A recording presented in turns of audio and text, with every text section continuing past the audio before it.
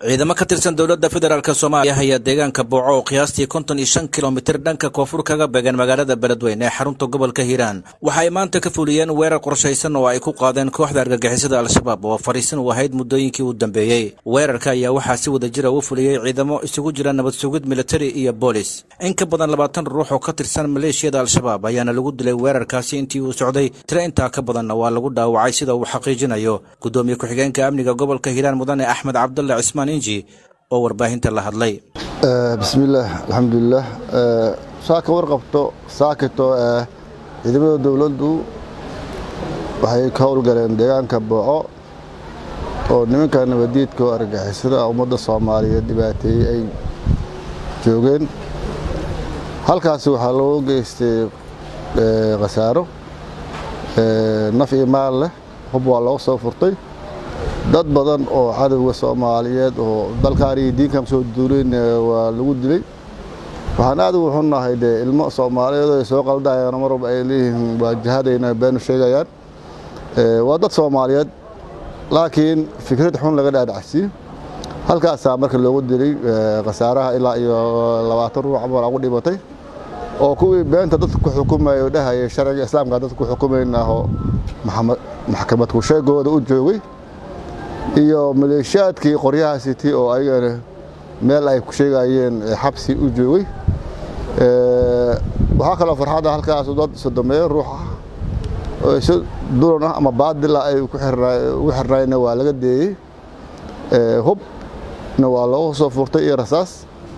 dad badan waa loogu dilay halkaas. marka waa guul markii laga fiiriyo dhankaas cadawgaas.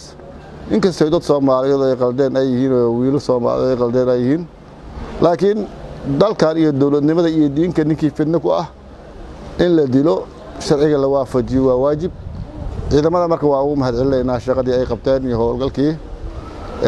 insha Allah inuu gudoomiyaha gobolka sheegay howlgalkaasu waa sii soconaa insha Allah. waxaana insha Allah isku dayi doonaa goob kasta iyo meel kasta ay ku sugan yihiin in insha Allah taala ciidamada ka howlgalaan. waa cadow Soomaaliyeed oo ummadda Soomaaliyeed ka haray. waxaa qaaday ciidamada qalabka sida ee dawladda Soomaaliya howlgalkaas ayaga fuliyay. ciidamada dawladda ayaa qaaday hawshaasu. cid kasta oo gacan siisay waxa leenahay waa ku maasantiin. shacabkana waa shacabkii la difaacay.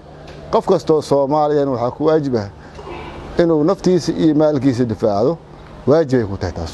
hayeele xoolaha ayaan qaadana walaalka handira ana waa nabadgelyo sax ma. marka qof kasta waxa waajib ku ah inuu ka jawaabo cadawgaas dhibaatada ummadda Soomaaliyeed ku hayo. qof kasta oo Soomaali ah dawladdu garab u ah waa waajib ay ku tahay. diyaareen u yihiin dadka Soomaaliyeed inay dawladda la shaqeeyaan. in yar oo ay cabsi iyo argagax ku abuurayaan, laakiin dadku hadda waxay fahmayaan in mar walba cadawgaas la deeraan. maxay xoolahoodii bay dhacayaan, naftoodii bay dhacayaan, walaalkoodii dilayaan, hooyadooda kufsanayaan. marka waa niman diinta islaamka iyo Soomaalinimadaba cadow ku ah. qof kasta Soomaaliyeed intaas uu fahansan yahay diyaar u yahay insha Allah in ay ka joogaan. deegaanka howlgal baa ka dhacay. howlgalku meel lagu qabsadana ma ahayn, in la joogana ma ahayn. howlgal qorshaysan u ahaa. howlgalkii baa lagu soo fuliyay sidii loogu talagalay u dhacay.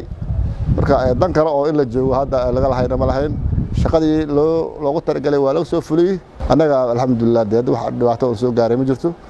ragii ay nabad qaba yimaadeen, shaqada loo diray wax dhib oo hadda naga soo gaaray ma jiraan. ilaaha ku mahadsan. horta madaxa ma ahana waa niman zaalimiin oo tuugadaas ay madax u yihiin. waa niman tuugada madax u ah. diinta islaamkana ka been sheego oo halkaas sharci islaamka ku xukumayna. haw sharci islaam xukuma nin qof islaam inta qabtay sidii xoolihii u bireeyay. marka ninkii wax u doonaa hadda dhahay cadaalad wax ku dhawaa waa zaalim. kuwa xukuma zaalimiin. marka kuwa xukumayo dhahay wax baan xukumaynaa waa lagu dilay. kuwa horjoogaal waxayna way ku dhinteen. hubkoodii waa laga soo furtay. maxaa dad u xirnaay oo Soomaaliyeed oo baadil u xirnaayna waa la soo deeyay. muhiimadda inta sahay Cabdikariin Maxamed Siyaad Shabeelow TV ga dowlad goboleedka Hirshabelle Beledweyne.